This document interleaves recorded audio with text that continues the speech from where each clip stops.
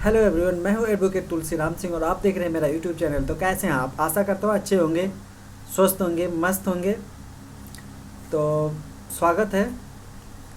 जैसे कि मैं आप लोगों को बोल रहा था कि अभी मैं जो मेरे पास फाइल पड़ी हुई है, अभी आप लोगों को दोबारा एक बार मतलब मैं डिस्कस करने जा रहा हूँ। एनआई एक्ट से रिलेटेड है, जो आए दिन मतलब क्या कहते हैं, एक आम सी बात हो गई। बहुत सारी केसेस ऐसे हैं जो एनआई एक्ट के सुप्रीम कोर्ट में, हाई कोर्ट में, डिस्ट्रिक्ट कोर्ट में मतलब बहुत ज़्यादा पेंडिंग है। तो उसके लिए कुछ नए रूल भी आ रहे हैं और क्या नाम है, कुछ उसमें बदलाव भी हो रहे हैं, क्योंकि वो सारी चीज़ें, सारे केसेस डिजिटल हो रहे हैं। मतलब उनकी सुनवाई भी अब डिजिटल होगी, वर्चुअल मोड पे जा रहे हैं और आने वाले समय में भी सारे वर्चुअल मोड पे चले जाएंगे। तो आइए शुरू करते हैं अपना वीडियो। और इधर मेरी फ़ाइल पड़ी हुई है जिसकी तैयारी करनी है कल बाद परसों, जिसकी डेट लगी हुई है तीसरी कोर्ट में। तो मैं आप लोगों को बताना चाहूँगा, ये जो मामला है, जो मैटर है, ये एक्चुअली में एनआई एक्ट का है। पार्टी ने क्या किया था, जो मेरे क्लाइंट है उन्होंने टाटा फाइनेंशियल सर्विस लिमिटेड से, ठीक है, जो कंप्लेनेंट हैं उनसे इन्होंने कुछ क्या नाम है फाइनेंस लिया था, जिसको कहते हैं लोन लिया था। और होता क्या है इसमें, लोन जमा करते हैं और इसमें होता क्या है, वो लोन लेते हैं बट वो किसी और के यूज़ में कर देते हैं। टाइम से लोन दे नहीं पाते हैं क्योंकि उसमें एक तीसरा आदमी भी इन्वॉल्व होता है। और टाइम से फिर, और उसके बाद में हाँ, उधर 7-8 किस्तें जो होती हैं वो टाइम से चली जाती हैं। तकरीबन 7,000 रुपये पर मंथ के हिसाब से किस्त बनती है और जाती भी है। लेकिन बीच में जब 2019 के ख़त्म होने के बाद में, जब वही मार्च 2020 में मार्च 2020 में जब लॉकडाउन लग जाता है, तो फिर इनकी जो कंपनी होती है, इनकी कंपनी का नाम है ज्योति एग्स। और ये क्या होता है, कंपनी बंद हो जाती है जब, मतलब सारी चीज़ें बंद हो जाती है। जब लॉकडाउन होता है तो सब कुछ बंद हो जाता है। और फिर जब लॉकडाउन हो जाता है, पेमेंट कर नहीं पाते हैं, तो फिर आगे मतलब कुछ मोहलत दी जाती है। उसके बावजूद दोबारा जब काम शुरू होता है, मतलब आरबीआई का जो गाइडलाइन होती है उसमें भी लोगों को जो लोन होता है उसमें किस्तों में मतलब दी जाती, कहीं पर दी गई, लोगों ने फ़ायदा भी उठाया, कहीं पर नहीं उठाया गया है। तो उसमें क्या होता है कि कुछ लोग फ़ायदा नहीं उठा पाते हैं, तो उनके मतलब उनको पेनाल्टी भी देनी पड़ती है। और बाद में फिर जब दोबारा लॉकडाउन खुलता है, काम शुरू होता है, इसके बाद भी कंपनी स्टैंड नहीं हो पाती और फिर किस्त भी जमा नहीं कर पाते, क्योंकि काफ़ी सारी कंपनियां तो बंद हो जाती हैं।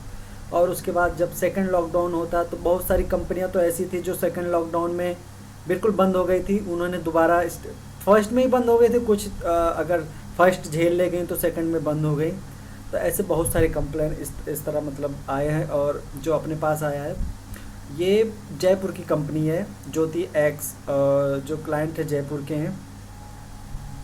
अब चूँकि ये केस दिल्ली में फ़ाइल किया गया, क्योंकि जो Tata capital financial service limited है, इसकी जो हेड ब्रांच है वो यहाँ पे है दिल्ली में, तो इसलिए वहाँ पे फ़ाइल किया गया है। और इनका क्या नाम है, आज चौथा पाँचवा डेट है शायद। फर्स्ट डेट पे गए नहीं थे, सेकंड पे भी नहीं गए थे, उनको एक्चुअली पता ही नहीं चला। उनकी अकाउंट सीज हो गया, ईमेल आईडी सीज हो गई, सारी चीज़ें बंद हो गई थी, तो इनको पता ही नहीं चला। नोटिस, और उस समय कोरोना टाइम चल रहा था, तो नोटिस इनको डिजिटल मोड में सर्व किया गया था, इनको पता नहीं चला, ईमेल आईडी इन्होंने लॉगिन नहीं किया। लेकिन जब बेलेबल वारंट हुआ, जब 4-5 डेट पर नहीं पहुँचे कोर्ट में, तो फिर क्या हुआ, इनको बेलेबल वारंट किया गया। और उसमें जब वारंट हुआ तो पुलिस के साथ में मतलब फाइनेंशियल जो टाटा कैपिटल की जो कंपनी है वो गई, और साथ में जाकर जब इनको इन्फॉर्म किया कि आपका केस लगा हुआ, तब इनको पता चला कि हाँ, मेरे अगेंस्ट केस चल रहा है। उसके बाद जब आते हैं, फिर इनका वारंट होका होता है, तो फिर जमानत भी करवाई जाती है और उसके बाद में फिर केस चलना शुरू होता है। तो अभी हमें पहले और दूसरे डेट पर, तीसरे डेट पे हमें क्या नाम है, कंप्लेनेंट की कॉपी नहीं मिली थी। बट हमने जब माननीय जज महोदय के सामने हमने जब ये बात रखी कि हमें अभी कंप्लेनेंट की कॉपी नहीं प्राप्त हुई है, तो फिर उन्होंने तुरंत ऑर्डर किया और हमें कंप्लेनेंट की कॉपी मिली। और दूसरी बात मैं ये बताना चाहूँगा कि देखिए, जो भी केस की हमारी सुनवाई हो रही है वो सारी ऑनलाइन मोड पे हो रही है, सारी ऑनलाइन मोड पे हो रही है, मतलब कुछ भी फिजिकली नहीं हो रहा है।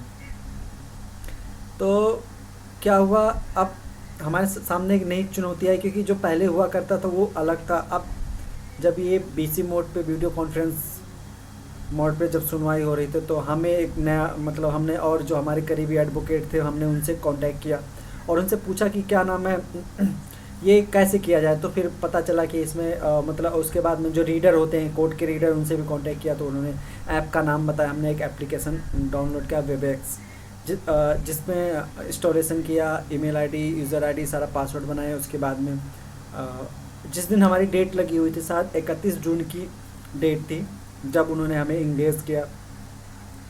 उसके बाद में जब हमें उन्होंने इंगेज किया, हाँ शायद 31 तारीख की थी, शनिवार का दिन था। हमने वो सारी चीज़ें तैयारी की, उसके बाद प्रेजेंट हुए कोर्ट में वीडियो कॉन्फ्रेंस। और उसमें एक्चुअली फर्स्ट टाइम था तो मतलब उतना समझ में भी नहीं आ रहा था।